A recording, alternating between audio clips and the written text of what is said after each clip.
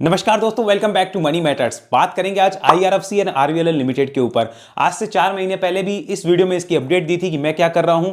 आपको याद दिलाना चाहूंगा 72 के आसपास हम अपनी कॉस्ट निकाल चुके हैं, फ्री वाले राइड हैं और मैंने हर बार आपको ट्रेलिंग एसएल अपडेट किया भी है।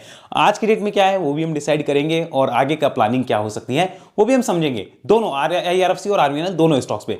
लेकिन ध्यान रखिए, इस चैनल पे उन्हीं स्टॉक्स पे बात होती है जिन पे आपके कमेंट हो। आपका भी किसी स्टॉक के रिगार्डिंग कोई कमेंट है, बिंदास कमेंट बॉक्स में टाइप कर दीजिए इस स्टॉक पे वीडियो चाहिए। 4-5 वीडियोस के नीचे अगर उसके कमेंट मिलते हैं डेफिनेटली वो आपका नोट डाउन होगा और जल्दी से जल्दी उस स्टॉक पे आपको वीडियो मिल जाएगा। जो भी बात होगी वो एक एजुकेशनल डिस्कशन है। अपने फाइनेंशियल एडवाइस से कंसल्ट करना बिल्कुल ना भूलें और उसकी कंसल्टेंसी के बाद ही कोई काम करें। बाय सेल की रिकमेंडेशन के लिए हमारी तरफ से कोई सर्विस नहीं है। अगर आप ऐसी सर्विस चाहते हैं तो अपने सेबी रजिस्टर्ड एडवाइजर के साथ ही आप संपर्क करिए। हम सिर्फ सिखाने का काम करते हैं, हमारी बाय सेल की रिकमेंडेशंस नहीं आती। अब बात करते हैं हम IRFC और RVNL पे, लेकिन सबसे पहले मैं आपको बता दूं इस वीडियो में हम टेक्निकल डिस्कशन ज्यादा करेंगे, फंडामेंटल डिस्कशन हम नहीं करने वाले हैं। और टेक्निकल में भी सबसे पहले सुनते हैं कि IRFC के रिलेटेड लास्ट वीडियो में बात हुई क्या थी। यानी एक चीज क्लियर है कि ना तो लगातार मंदी आती है ना लगातार तेजी आती है। तो अब जब तेजी आ चुकी है तो चांसेस कंसोलिडेशन के या डाउन साइड के ज्यादा होने के संभावनाएं नजर आती है। लेकिन इसका मतलब ये थोड़ी कि अभी पूरा बुक कर लिया जाए या ना कर लिया जाए, वो भी बताते हैं, अभी डिस्कस करेंगे। तो अब एक चीज इतना पता चल गई कि स्टॉक जो है सीधा ऊपर तो जाता नहीं है, नीचे आके कंसोलिडेट भी तो करता है। अगर लेना ही है तो क्यों ना डाउन साइड में, अगर किसी को फ्रेश लेना है क्यों ना डाउन साइड में या कंसोलिडेशन करने के बाद लिया जाए, बजाय कि पहले लेने के। यहां पर देखो स्टॉक ने कितने टाइम कंसोलिडेट किया, अगेन टाइम पास किया, कुछ किया, फिर ब्रेकआउट दिया। लेने में उस टाइम पे समझदारी है ना, अगर आपको स्विंग ही खेलने तो देखो फिर क्या हुआ, फिर मजा आया। अब आज की डेट में क्या है, यहां पर ये प्राइस आ रहा है कितने पे, 40 रुपए पे, 40 रुपए के आसपास आ रहा है हमारा EMA का प्राइस, और ये अभी 90-80 की रेंज में चल रहा है। तो ऑलमोस्ट 2x है, ये इतना डिफरेंस है, तो चलेगा नहीं है। इसका एक ही समाधान हो सकता है कि यहां पर स्टॉक कंसोलिडेट करे या डाउन साइड है, तभी ये एडजस्ट होंगे, वरना एडजस्ट नहीं होंगे। और इतने डिफरेंस के ऊपर आइडली तो बाय नहीं करना चाहिए, बाकी कोई करता है तो अपनी इच्छा है। अब अगर होल्डिंग में है तो क्या करें, देखिए मैंने प्रॉफिट बुक किया है। अब इंपॉर्टेंट लेवल यहां पर फिलहाल कोई नजर नहीं आता सिवाय एक लेवल के, जो कि ये लेवल है यहां पर, क्योंकि इसने जब एक डाउन साइड दी थी तो इस लेवल को एक सपोर्ट बनाया था। ये है 67 का, ये देखो इसके नीचे आता है तो दिक्कत दिखती है चार्ट पे, लेकिन ये भी बहुत सॉलिड सपोर्ट नहीं है, माइनर सा है। तो इस चार्ट पे कोई व्यू फ्रेश वाला तो निकल के नहीं आ रहा। ध्यान से सुनो, अगर किसी के पास इन्वेस्ट है तो वो क्या करे भाई, कुछ ना कुछ प्रॉफिट बुक जरूर करना चाहिए, पूरा नहीं तो प्रॉफिट बुक चाहे वो पार्शियल करे, करना चाहिए। इतनी समझदारी तो रखनी चाहिए। तो हमने सुना क्लियरली कि हमारी बात हुई क्या थी आखिरकार, कि क्या कर सकते हैं। क्लियर डिस्कशन हुआ था कि वहां पर 23 सितंबर की बात है जब स्टॉक इन प्राइसेस के आसपास था, कि डायरेक्टली यहां पर कोई फ्रेश बाय फिलहाल नहीं बन रहा। जिनके पास है उनके लिए भी मैंने कहा था कि पार्शियल प्रॉफिट बुकिंग जरूर बनती है, पार्शियल प्रॉफिट बुकिंग बनती है, और बाकी की पार्शियल वो आगे कर सकते हैं, अभी समय है उसका, उसको ट्रेल करो। और हमने ट्रेलिंग में भी 67 के आसपास के लेवल की बात की, स्टॉक उसके नीचे सस्टेन नहीं किया, हाथों हाथ उसी लेवल से बाउंस बैक करके। और देखिए कितने महीने कंसोलिडेशन हुआ, 4 महीने 4.5 महीने का कंसोलिडेशन होता है। 4-4.25 महीने का कंसोलिडेशन होने के बाद ब्रेकआउट देता है, फिर ऊपर की जर्नी जो है स्टॉक शुरू करता है। तो यही फायदा होता है जब हम राइट टाइम पे चीजों को समझ लेते हैं। अगर कोई यहां फंस गया होता, डेफिनेटली वो बंदा 4 महीने पेशेंस नहीं रख पाता और अपनी होल्डिंग वहां से एग्जिट करता, उसको रिटर्न कुछ भी नहीं मिलता। और जिसने एक्यूमुलेट किया या पार्ट्स में लिया उसको प्रॉब्लम नहीं आई, इस बात का भी ध्यान रखिएगा। आगे बात करते हैं आज की डेट की सिचुएशंस क्या है। उसके लिए सबसे पहले हम कन्वर्ट करेंगे इसका वीकली चार्ट। आज क्या हो सकता है वो समझते हैं। सबसे इंपॉर्टेंट डाटा जो मैंने यहां पे देखा है वो मैं आपके साथ शेयर करना चाहता हूं, उसको आप समझिए। ये डाटा है कि स्टॉक ने अपनी इस जर्नी में कितने करेक्शंस किए हैं वो हमें समझना होगा। अगर करेक्शंस को देखा जाए तो सबसे पहले देखिए स्टॉक ऊपर जाता है, ऊपर जाने के बाद यहां से एक हाई बना तो स्टॉक 32% के आसपास करेक्ट हुआ, और वो देखिए फिर कुछ महीनों के लिए कंसोलिडेशन में चला गया। इसी आधार पे ये जो हमारा 2023 के स्टार्टिंग में हुआ था, इसी आधार पे मैंने आपको 2023 सितंबर में कहा कि कंसोलिडेशन में जाएगा। तब आप सोचिएगा, डायरेक्टली फ्रेश बाय इस उम्मीद से मत करिए कि मेरे लेते यहां से 5 गुना हो जाएगा, नहीं होने वाला है। और यहां पर देखिए पूरा चांस मिलने के बाद स्टॉक ब्रेकआउट करके ऊपर जाता है। करेक्शन का प्राइस नोट करिए 31% के आसपास, और बाद में एक और करेक्शन आया जो कि लगभग 18%-17% का था, लेकिन वो 31 से ज्यादा नहीं था। नेक्स्ट करेक्शन जो हम इस फेज की बात कर रहे हैं, ये फेज जहां पर हमने आपसे बात करी थी कि स्टॉक में अगर कोई पार्ट्स में लेता है या एक्यूमुलेट करता है तो वो देखे। अगर कोई ये सोच रहा है कि मैं यहां से लूं और सीधा ऊपर चला जाए तो 67 के लेवल का ध्यान रखे, इसके नीचे आए तो दिक्कत है। स्टॉक 67 के पास आके यहीं से ऊपर चला गया था, इसके नीचे सस्टेन नहीं किया और ना ही इसके नीचे उसने क्लोजिंग करी। यहां पर अगर हम देखेंगे तो हमें पता चलेगा स्टॉक ने प्रॉपर हमारे को एक्यूमुलेशन का चांस दिया, स्विंग का ट्रेड बना, स्ट्रेटेजी बनी, यहां पर ब्रेकआउट हुआ और उसके बाद अगर किसी ने काम किया तो उसको बहुत बहुत बधाई। करेक्शन यहां देखेंगे तो लगभग 30% का करेक्शन यहां है, यह आप नोट डाउन करिए। आगे चलते हैं, हम इसके आगे चलते हैं। अगर इन्हीं आधार को मैं आधार मानूं, उसके बाद हमने 17% का एक और छोटा सा करेक्शन देखा जिसे मैं आपको डेली चार्ट पे दिखाना चाहूंगा। ये देखिए एक छोटा सा करेक्शन है जो लगभग 17-18% का है। वापस वीकली चार्ट पे चलते हैं और इसको मैं आधार मानता हूं कि अगर इसी तरीके का सिचुएशन रहता है कि यानी लगभग 30% स्टॉक करेक्ट होता है तो आज की डेट में इंपॉर्टेंट सपोर्ट क्या है। और अगर करेक्शन आता है अपने हाई से 30% तो हमें यह भी समझना होगा कि जब स्टॉक 50 रुपए का था, लाइक मानिए 50 रुपए का था तो 30% गिरता तो स्टॉक 35 रुपीज तक आता। तो अगर आपके पास 1000 शेयर होते तो आपको 15,000 रुपए का लगता कि ये चलो 15,000 से वैल्यू डाउन हुई। लेकिन जब स्टॉक अब यहां पर 190 या 200 रुपए आ चुका है तो इस बात को हमें समझना होगा, लाइक 190 रुपए आ चुका है तो अब अगर 30% गिरता है तो ध्यान रखिए वो 57 रुपीज की गिरावट होगी। अगर आपके पास 1000 शेयर थे पहले फ्री के होंगे या कैसे भी, तो अगर 15 रुपए आप पहले नीचे देख रहे थे 30%, तब आपको मान के चलिए कि वहां पर 15,000 रुपए अपने पोर्टफोलियो में कम होते हुए दिखते। लेकिन अगर अभी 30% नीचे आता है तो 57,000 रुपीज आपको कम होते हुए दिखेंगे। सेम अपसाइड में भी होगा कि अगर ऊपर जाता है तो 30% ऊपर जाने पे 57,000 रुपीज मिलेगी। ये एक एग्जांपल है आपके लिए, ये हमें समझना होगा। अब इसको डेली चार्ट पे देखते हैं कि वहां इंपॉर्टेंट सपोर्ट क्या नजर आते हैं, आज की डेट में क्या किया जा सकता है, मैं क्या कर रहा हूं वो सारी चीज मैं आपके साथ शेयर करूंगा।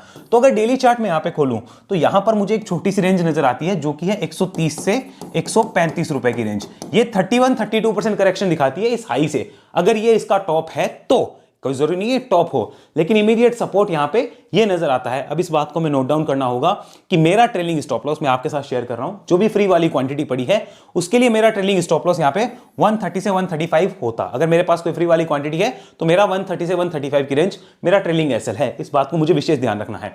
और यहां पर अभी क्या किया जाए उसको भी कई होंगे जो लोग यहां पे बाय कर रहे होंगे, कुछ लोग सोच रहे होंगे यहां पे ले क्या, कुछ करें क्या, उनके लिए भी बात करते हैं। सबसे पहले ये देखते हैं कि अगर हम ऑलरेडी इन्वेस्टेड हैं, इन्वेस्टेड ऑब्वियसली हम नीचे से ही होंगे।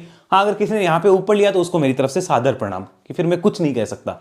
यहां पे ऑलरेडी अगर हम नीचे से इन्वेस्टेड हैं तो आज की डेट में पहली स्ट्रेटेजी क्या होती है, मैं हमेशा कहूंगा अगर आपने अभी तक कोई पार्शियल प्रॉफिट बुक नहीं किया, मैं अगर यहां पे हूं तो डेफिनेटली मैं पार्शियल प्रॉफिट बुक करूंगा ही करूंगा। डेफिनेटली पार्शियल बुकिंग होनी चाहिए, अगर नहीं करी है तो आप बाद में शायद प्रॉब्लम हो सकती है आपके। और रिमेनिंग को लिए हमारे लिए इंपॉर्टेंट लेवल मेरे लिए मैं आज के डेट में मानता हूं ₹130 राइड करने के लिए। 130 आज का लेवल है, हो सकता है स्टॉक यहां से 250 जाए तो मेरा लेवल रिवाइज होकर 190 के आसपास आ जाए।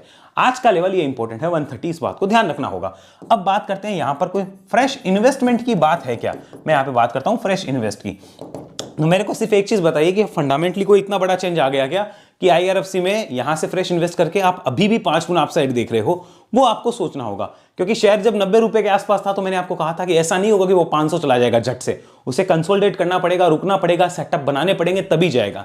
सेम चीज यहां है, ये डायरेक्ट अपसाइड है। अगर इसे वाकई में 500 जाना है, यहां से डबल होना है या कुछ करना है तो सेटअप बनाना पड़ेगा, कंसोलिडेट करना पड़ेगा, कुछ दिखना पड़ेगा, उसके बाद जाएगा और उसमें हमें एक प्रॉपर काम करने का मौका मिल सकता है। लेकिन इसका मतलब ये नहीं कि हम डायरेक्ट यहां पे फ्रेश इन्वेस्ट करके बैठ जाएं। फिर भी मैं आपको सिंपल बता दूं, फिर भी कोई करता है, रिस्की प्लेयर है तो वो इस लेवल का ध्यान रखेगा। अगर कोई कर रहा है तो वो इसका ध्यान रखेगा। मैं अगर यहां पर इस शेयर को देखूं तो क्या मैं यहां पे फ्रेश इन्वेस्ट करूंगा? मेरा आंसर है नो, मैं नहीं करूंगा भाई साहब। बहुत अच्छी अपॉर्चुनिटीज मार्केट में और भी है। अच्छा कहां है बताओ, आप कहते हो अच्छी अपॉर्चुनिटी, बताओ कहां है?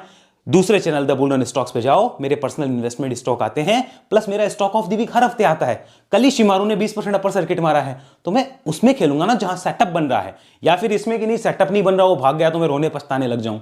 ऐसा करना हमारी आदत नहीं है, बचकानी हरकत है, हम नहीं करते हैं। तो अगर देखना है तो दूसरे चैनल पे जाके देख सकते हो जहां मैं अपने पर्सनल ट्रेड और इन्वेस्टमेंट डालता हूं, वहां देखो। तो मैं यहां पे फ्रेश इन्वेस्टमेंट बिल्कुल नहीं करूं। और फिर भी किसी को रिस्क लेना है तो भाई 130 का ध्यान रखो, अपनी मर्जी है। स्विंग ट्रेड की कोई अपॉर्चुनिटी है क्या, यहां पे बात करते हैं। द आंसर इज नो, फिलहाल कोई स्विंग ट्रेड की अपॉर्चुनिटी नहीं है। फिर भी अगर कोई रिस्की प्लेयर है तो मेरे बताने में कुछ नहीं जा रहा है, इंपॉर्टेंट सपोर्ट इज 150 रुपीज, ये स्विंग का इंपॉर्टेंट सपोर्ट है, फिर भी कोई कर रहा है कि नहीं मैं छोटा शॉर्ट टर्म का एक स्विंग खेलना चाह रहा हूं यहां पे, तो इंपॉर्टेंट सपोर्ट क्या है, this is the important support, that's 150 rupees. इस बात का ध्यान रखिए। अब ऊपर में कहां जाता है हमें नहीं पता, हमें खाली राइड करना है, बिकॉज अब स्टॉक जो है वो खुले आसमान में चल रहा है, हमें राइड करना है और हमारी राइडिंग थ्योरी रहेगी। मैं ऐसा क्यों कह रहा हूं और ये सावधानी में क्यों बरत रहा हूं उसका भी मैं कारण आपको दिखाऊंगा।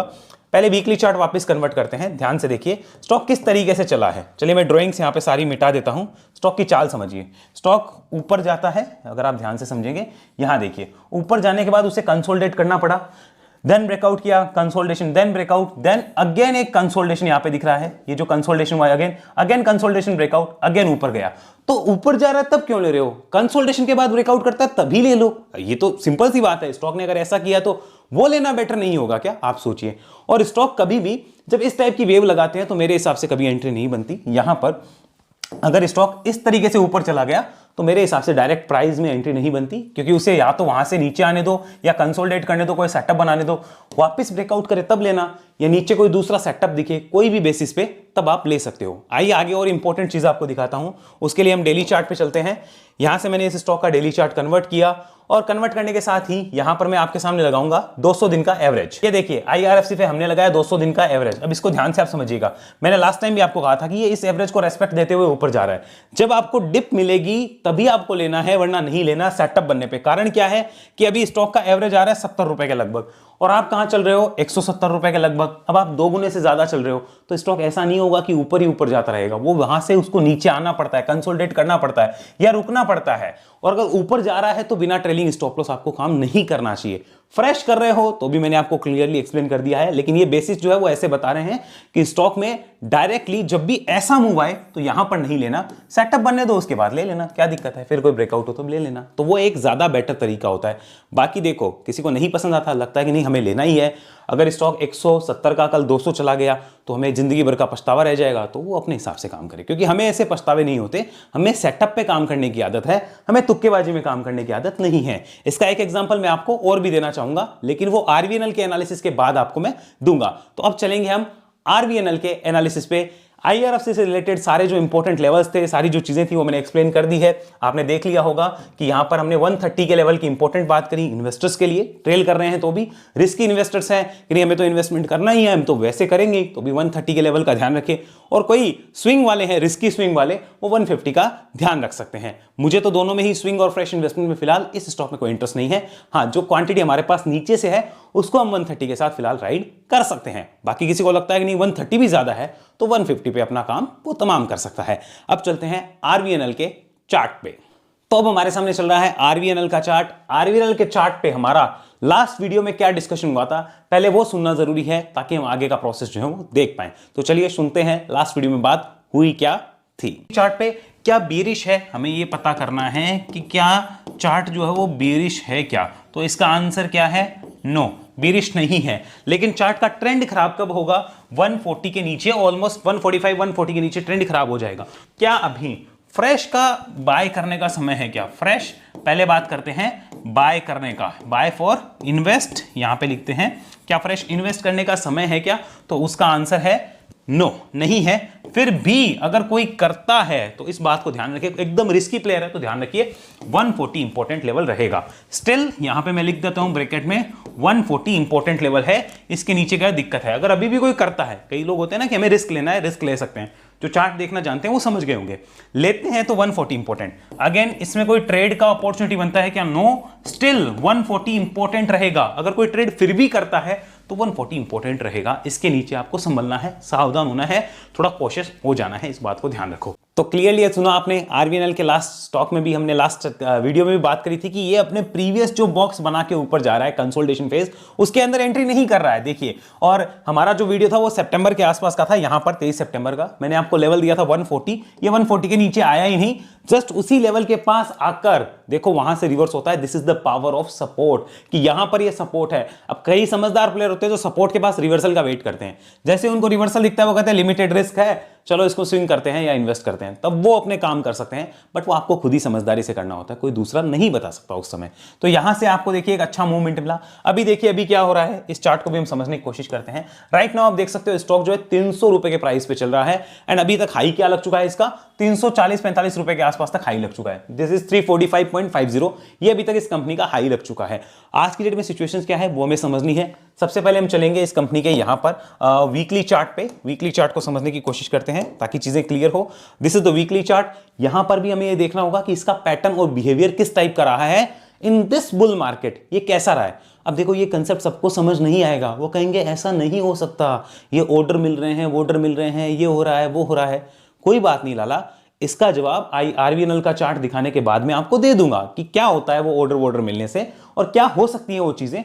आपको पूछ के ऑर्डर मार्केट में नहीं आते, आपको पूछ के ऑर्डर कैंसिल नहीं होंगे, आपको पूछ के एफआईआई डीआईआई बड़े प्लेयर्स नहीं बेचेंगे। तो अपने लेवल्स को क्लियर करना सीख जाओ ताकि आपका काम अच्छा हो जाए। बाकी जिसको आएगी नहीं मेरे को 10 साल बैठना है, बैठो, कोई प्रॉब्लम नहीं है, फिर ये वीडियोस देखने का कोई फायदा नहीं होगा फ्रैंकली स्पीकिंग। यहां देखिए स्टॉक ने किस टाइप से अपनी चाल रखी है, इसकी जर्नी को समझो। स्टॉक ने पहले यहां पे लगभग 33% के आसपास करेक्शन किया, देन एक अपसाइड आती है, फिर स्टॉक 32% 33% गिरता है, फिर एक अपसाइड आई, फिर 25% के लगभग गिरा, फिर एक अपसाइड आई, फिर अगेन 30% के लगभग गिरा, फिर अपसाइड आई है। तो मैं मान के चल रहा हूं कि अगर 30 से 33% गिरता है तो वहां उस प्राइस पे सपोर्ट क्या है वो हमें देखना होगा। तो यहां पर हमारे पास में 33% के आसपास का लेवल जो है वो हमें डेली चार्ट पे देखना होगा। कन्वर्ट करते हैं इसको डेली चार्ट पे, यहां पर आते हैं। अब डेली चार्ट पे जो है यहां पर सपोर्ट जो है वो फिक्स यहां पे कुछ भी नजर नहीं आ रहा। मुझे तो फिलहाल जो नजर आता है वो लगभग 220 से 240 की पूरी रेंज ही नजर आती है। रुपीस 220 से 240 की रेंज जो है यही 30% से 35% की रेंज का सपोर्ट नजर आती है। तो अब किसकी कैपेसिटी है वो उसे देखना होगा कि भाई 300 रुपए के आसपास शेयर चल रहा है और अभी मूवमेंट कैसा आया है, हर बार मूवमेंट तेजी का है। देखो गलती क्या कर रहे हैं रिटेलर्स वो भी मैं आपको बताऊंगा, इसमें फायदा क्यों नहीं ले पाए उसका भी मैं आपको रीजन समझाता हूं। चलिए यहां पर सबसे पहले इसकी जर्नी को हम यहां से मिटाते हैं, ये मिटाया। अब देखिए रिटेलर्स फायदा क्यों नहीं ले पाते किसी भी बुल मार्केट में वो समझना। वो क्या सोचते हैं, स्टॉक ऐसे तेजी से चल गया, अब देखना वो क्या करेंगे, यहां घुसेंगे, जैसे कि हमारी दुकान है, हम जैसे चाहेंगे वैसे चल जाएगा। यहां घुसेंगे, घुसने के बाद शेयर जब साइडवेज हो जाएगा ना तो पता है क्या होगा, मेरे लेते ही स्टॉक साइडवेज हो जाता है, मेरी से ही दुश्मनी है इस स्टॉक मार्केट की, मेरे को ही नहीं कमाने देता, ऐसे बहाने बनाएंगे, ऐसे बातें लिखेंगे, मेरे से स्टॉक मार्केट की दुश्मनी है, मेरे लक ही ऐसे हैं, मेरी किस्मत ही ऐसी है। किस्मत को कभी दोष मत दिया करो, किस्मत सच में वैसी हो जाएगी जैसा आप सोचते हो। किस्मत को हमेशा अच्छा ही माना करो। ये देखो ये होती है आपकी गलती कि आप यहां लेते हो, क्यों, क्योंकि आप सोच रहे हो तेजी आ गई और मेरे लेने के बाद और तेजी आ जाए। नहीं होता ऐसा। Let the market consolidate, let the market make a setup, then enter, तब आपके पास चांस होता है। लेकिन हम क्या चाहते हैं कि नहीं हमने लिया और हमारे बाद चल जाए।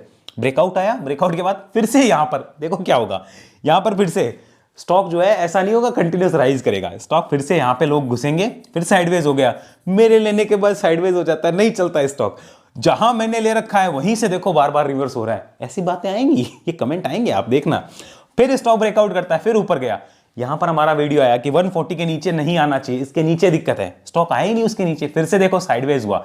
तो स्टॉक ने क्या किया अभी तक इसकी जर्नी रही है कि मैं जहां पर से ब्रेकआउट कर रहा हूं उस पॉइंट पे मैं वापस एंटर नहीं कर रहा, उस पॉइंट पे मैं वापस एंटर नहीं कर रहा। अभी जो ब्रेकआउट किया है वो 200 रुपए का लेवल है और आप खड़े हो 300 पे, तो इतनी बड़ी जो है वो लेवल हम नहीं रख सकते, इस बात को हमें नोट डाउन करना होगा। तो हमारे पास 220 से 240 की एक रेंज है जो कि किस बेसिस पे है, उस 30% करेक्शन के बेसिस पे है जिसको हमने निकाला है। तो उसका हमें ध्यान रखना है कि भाई ये लेवल इंपॉर्टेंट है। राइट नाउ अभी क्या हो सकता है उसको चलिए अभी हम समझते हैं, क्या कर सकते हैं उन चीजों को देखते हैं।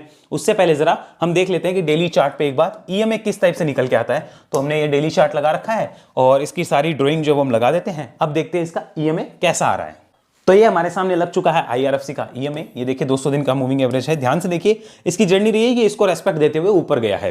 अभी ये चल रहा है करीब 150 के आसपास, शेयर का प्राइस है इससे डबल 300 के आसपास। तो ऐसी जो होता है वो स्टॉक रुकता नहीं है, जैसे यहाँ पे भी हुआ था कि जब डबल का डिफरेंस हो गया स्टॉक वहां खड़ा हो गया, क्या दिक्कत है, खड़ा हो गया, 4-5 महीने खड़ा हो गया, फिर ब्रेकआउट किया, फिर अगेन एक राइज आया, फिर डिफरेंस ज्यादा हो गया, फिर खड़ा हो जाओ, फिर इसको पास में आने दो, धीरे धीरे पास आया, चलो उड़ा दो, क्या दिक्कत है। अब फिर से वैसा ही हो रहा है। तो आपको ये गलती नहीं करनी कि जब स्टॉक ने इस टाइप की तेजी ले ली तो आप यहां घुसो, ये ध्यान रखना। उसको कंसोलिडेट करने दो, फॉर्मेशन बनाने दो, उसके बाद चले जाना, सेटअप बनाने दो। अब आपके पास कोई सेटअप है ही नहीं तो उसका तो कोई दूसरा क्या इलाज करे भाई, कोई इलाज नहीं कर सकता, सीख के ही आगे बढ़ना होगा।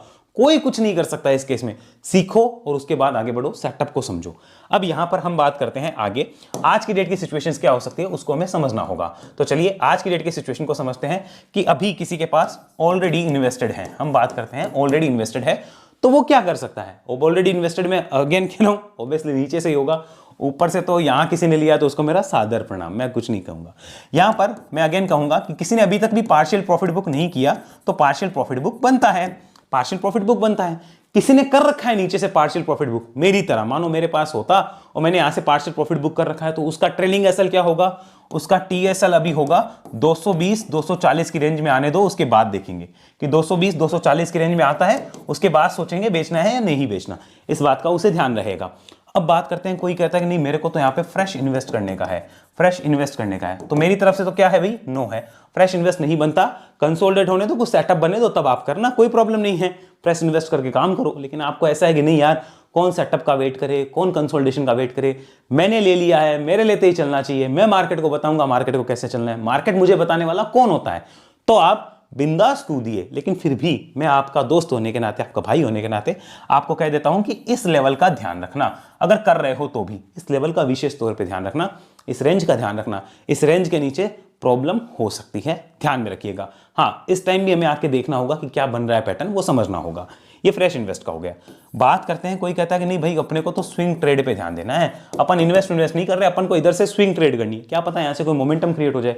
तो उसको बता देता हूं, रिसेंट में स्टॉक जो है 263 रुपीज के आसपास से रिवर्स हुआ है। यहां पर मैं आपके सामने बता देता हूं, दिस द प्राइस 265 है, मैं 2 रुपए और नीचे लिया हूं बफरिंग के लिए।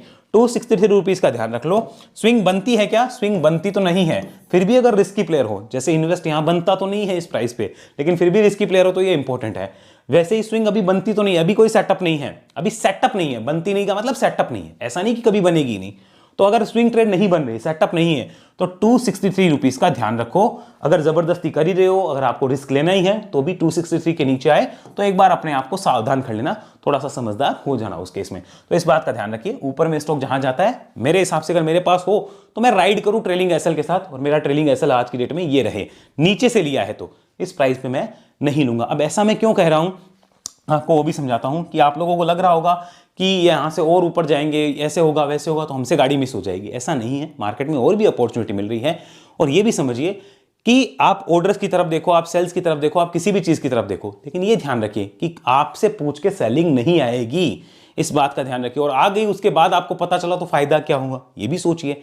तो आज की डेट में मैं इसके लिए एक एग्जाम्पल यूज करना चाहूंगा। एग्जाम्पल के लिए हम चलते हैं IRCTC के चार्ट पे। तो अब हमारे सामने आ गया IRCTC का चार्ट। डिस्क्लोजर के लिए बता दूं, इस पे ऑलरेडी कई महीने पहले वीडियो अपलोड करके इस रेंज में कितनी ही बार मैंने बताया हुआ है भाई मैं लगा रहा हूं पैसा, और यहां से अभी हमने 925 के आसपास मैंने कुछ पार्शियल प्रॉफिट भी बुक किया है, रिमेनिंग जो है वो मेरा राइड चल रहा है। ये भी मैंने आपको डिस्क्लोजर दिया हुआ है। IRCTC पे क्वेश्चन ना करना, YouTube में सर्च कर लो IRCTC मनी मैटर्स, मेरे सारे वीडियोस आ जाएंगे। यहां पर बात करते हैं, देखो हुआ क्या था। अब इस चीज को आप समझिए कि जब भी इस टाइप की तेजियां बनती है, उसके बाद में हमें ट्रेलिंग एसएल क्यों रखना है या सावधानी से काम क्यों करना है। अगर मैं आपको ये कह रहा हूं कि आप ट्रेलिंग एसएल या सावधानी के साथ काम करिए, तो मैं कोई पाप तो नहीं कर रहा, उसमें इतना आपको डरने रोने चिल्लाने की क्या आवश्यकता है। कुछ लोगों को लगता है कि नहीं ट्रेलिंग एसएल नहीं होना चाहिए, स्टॉक में ऐसे ही राइड करो। भाई वो आपकी विचार है, विचारों में मतभेद हो सकता है। मैं क्यों कहता हूं, ताकि रिटेलर का पैसा बचे। याद करिए IRCTC जब इस टाइप की तेजी ले रहा था, याद करिए आज से 2-3 साल पहले का समय 2021 में IRCTC और डीमार्ट डेली नए हाई पे हाई, डेली नए हाई पे हाई, ये होगा वो होगा वो होगा ये होगा। क्या हुआ, कुछ भी तो नहीं हुआ। जो लोग यहां लेके फंसे थे, पूछो ना उनसे दर्द क्या होता है, पेन क्या होता है। देख पाओगे क्या 56% का करेक्शन आप अपने स्टॉक में, पूछो ना अपने आप से कि यार ये संभव है क्या, नहीं है। तो हम क्या करें, हम एक प्लानिंग के साथ चलते हैं कि हम इसको यूज करेंगे और नया सेटअप दिखा तो नए सेटअप पे काम करेंगे। अब हमें सेटअप देखना नहीं आता, उसके लिए हम दूसरे को दोष देते हैं, तो ये तो बात ठीक नहीं है ना मेरे भाई। आगे देखो, यहां पर भी ऐसे हुआ, जब सीधी तेजी आई उसके बाद में यहां पर आपको कोविड का क्रैश आ गया, कोई भी रीजन कह लो, फिर स्टॉक साइडवेज हो गया, देखो कितने टाइम तक। तो अगेन जब साइडवेज होता है, ब्रेकआउट करता है, अगेन कोई चीजों के सेटअप बनते हैं, तब काम करिए ना, क्या दिक्कत है। तब आपके चांसेस ज्यादा बढ़ जाएंगे। और इस तरीके से आप कैसे भी चलेंगे तो चांसेस नहीं बढ़ेंगे। आप उनसे पूछिए जो IRCTC को ऐसे ही लेके बैठे थे, वो आपको बता सकते हैं कि पेन क्या होता है। और पूरी बुल मार्केट चल गई, पूरा मार्केट तेजी में है, 2-3 साल से इसकी रिटर्न क्या है, जीरो रिटर्न्स है। ये भी आपको समझना होगा कि इस तरीके से काम नहीं करना। तो क्या हम इस गिरावट को देख सकते हैं? अगर मेरा आंसर है हाँ देख सकता हूं, तो मुझे डरने की कोई आवश्यकता नहीं है, फिर तो मैं 5 साल 10 साल बैठूंगा। लेकिन अगर मेरा आंसर है कि नहीं, मैं ये गिरावट नहीं देखना चाहता, मैं अपने प्रॉफिट्स को एक ट्रेलिंग एसएल के साथ निकलना चाहता हूं, तो जो टॉप लगा है उससे कुछ % नीचे जब मेरा ट्रेलिंग एसएल बोलेगा निकलना है, तो आई विल डेफिनेटली एग्जिट, क्योंकि मैं फिर वो टाइम नहीं देना चाहता कि पूरी मार्केट तो चले और मैं यहां पे इस रेंज के अंदर जो है वो तालियां बजाता फिरूं। मेरे को ये काम नहीं करना। चॉइस आपकी है कि आपको क्या करना है। ये मैं IRCTC का चार्ट रिव्यू नहीं कर रहा हूं फिलहाल, क्योंकि ऑलरेडी वीडियो बना के मैंने दिया हुआ है और ये राइड है हमारा, आप उस वीडियो में देख सकते हैं। ये थी हमारी कंप्लीटली एनालिसिस IRFC RVNL दोनों पे, और IRCTC को एक रेफरेंस के लिए बताया है कि ऐसा नहीं है कि हमेशा चलता है। और इसका मतलब ये नहीं है कि मैं IRFC और RVNL को लेकर नेगेटिव हूं, बिल्कुल भी नहीं हूं। राइड बनता है जिसके पास नीचे से। फ्रेश लेने वाले थोड़ी सी सावधानी के साथ काम करें, इस बात का ध्यान रखिए। और ये कह के मैं कोई पाप नहीं कर रहा हूं, तो इतना चिढ़ने की भी आवश्यकता नहीं है। कईयों ने फ्रेश लिया है वो चिढ़ेंगे, तो इतने चिढ़ने की भी आवश्यकता नहीं है। आई होप आपको सब कुछ क्लियर हुआ होगा। ऐसी एनालिसिस अगर आप सीखना चाहते हैं तो वेव एनालिसिस में आइए, डिस्क्रिप्शन में आपको डिटेल मिलेगी, और इस नंबर पे व्हाट्सअप करके आप लिख सकते हैं सेंड वेव एनालिसिस डिटेल। आपको टीम जो है वेव एनालिसिस की डिटेल सेंड कर देगी। और बाकी किसी टाइप के लिए आप इस नंबर पे व्हाट्सअप करके अपना कॉल शेड्यूल भी करवा सकते हैं। इस बात का भी विशेष ध्यान आप रखिए। चैनल की मेंबरशिप लेना चाहें तो डायमंड मेंबरशिप लेके आप व्हाट्सएप ग्रुप में आके हमसे स्टॉक के ट्रेंड के बारे में बात कर सकते हैं कि स्टॉक का ट्रेंड कौन सा है, उसके रिलेटेड डिस्कशन जो है वो होते हैं, और इंपॉर्टेंट अपडेट हम वहां देते हैं। रिकमेंडेशंस किसी भी टाइप से वहां नहीं आएगी, इस बात का ध्यान रखिएगा। और अगर आप STP चार्ट स्कैनर लेते हैं तो वहां पर जो स्टॉक मुझे ब्रेकआउट के लिए अच्छे लगते हैं वो मैं आपके साथ शेयर कर देता हूं कि इन स्टॉक्स का ब्रेकआउट के लिए ध्यान रखिए, इन स्टॉक्स के चार्ट जो है वो ब्रेकआउट करने वाले हैं, तो वो मैं आपके साथ शेयर करता हूं। उसके लिए STP चार्ट स्कैनर आप ज्वाइन कर सकते हैं। अगले वीडियो में मिलेंगे, तब तक के लिए धन्यवाद। जय हिंद, जय भारत।